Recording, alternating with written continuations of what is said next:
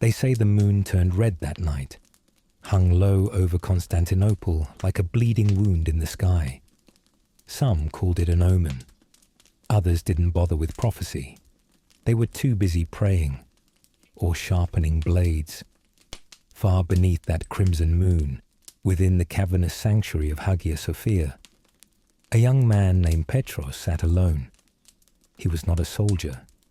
He carried no sword, wore no armor.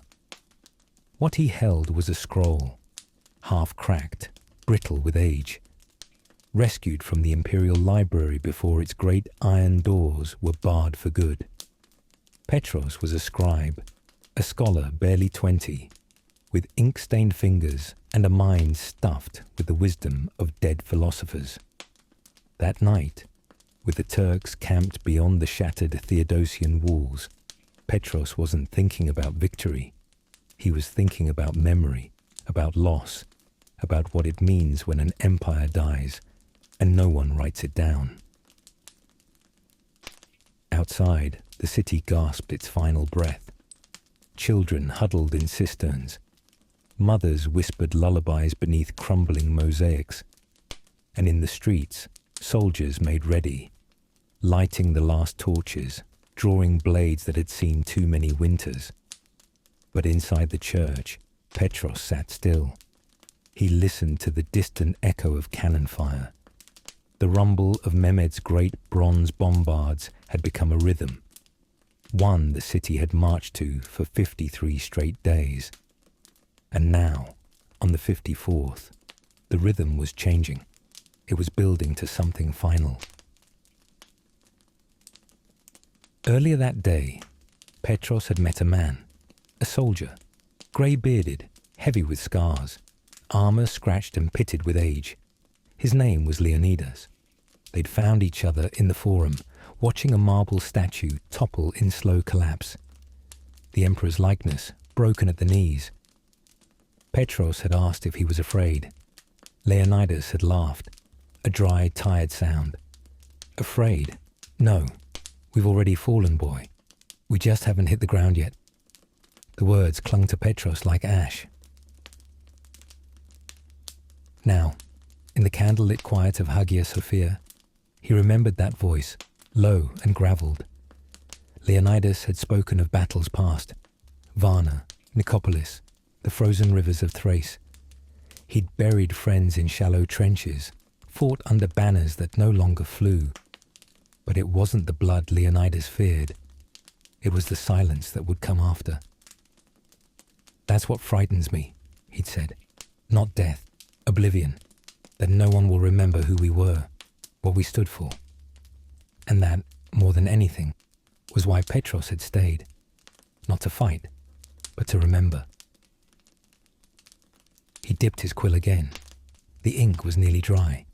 His scroll was a recycled tax record, the only parchment he could find in a city tearing itself apart. On it, he began to write, not of kings or generals, but of voices, of streets, of bells, of a people facing the end not with grandeur, but with grit. He wrote about the mother in the crypt who sang while her baby slept, about the boy who carved a final prayer into the wall of his school, about the priest who gave communion to both nobles and beggars side by side. And he wrote about Leonidas, standing alone beneath a tattered banner, sharpening his blade with hands that trembled, though he swore they didn't. The bells began to toll, low, hollow, a dirge for the living. Petros looked up. The great dome above him seemed to stretch forever, now laced with cracks and shadows. Once, emperors had walked these marble floors in golden sandals. Now, only a few remained, huddled in the corners, whispering their final prayers to saints whose names were older than memory. And somewhere beyond the hills, the Ottoman horns began to blow. The assault had begun. Petros didn't move.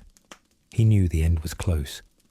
But still he wrote, not because he believed it would save him, but because he believed it might outlive him. His tutor had once said, "Empires burn, but words outlast the ashes. He hadn't understood it then. He did now. Let them say Constantinople fell. But let someone, someday, know how it felt. Let them know that on the last night, in a city of fading light and broken marble, a scribe chose to write instead of run. Let them know that we didn't all die screaming. Some of us whispered stories into the dark. As the first screams rose from the outer districts and flames danced along the rooftops, Petros stood. He tucked the scroll into his robes, clutched it to his chest like a relic. Outside the doors of the church, the city's final song had begun, a chorus of iron, fire, and fear. He did not know if he would survive the night, but he walked forward anyway. And somewhere, far in the future, someone found that scroll, worn, burned at the edges, smudged by trembling fingers. They read it, and in that moment, Petros was remembered.